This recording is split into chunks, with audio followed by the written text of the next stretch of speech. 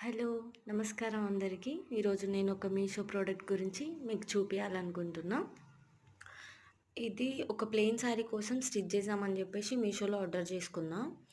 ఇలాంటిది ఆల్రెడీ మా చుట్టాలలో ఒక అమ్మాయి తీసుకుందనమాట. అది చూసే నేను తీసుకున్నా. ఆ శారీకి స్టిచ్ చేస్తే బాగుంది అని చెప్పేసి. ఇది ఓపెన్ చేసేటప్పుడే గమ్ము స్మెల్ లాగొచ్చింది.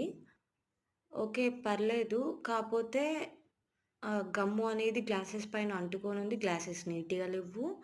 ఇంకోటేందంటే శారీకి కుట్టిన తర్వాత నాకు తెలిసి గ్లాసెస్ ఉతుకుతే పోతాయి గావచ్చు.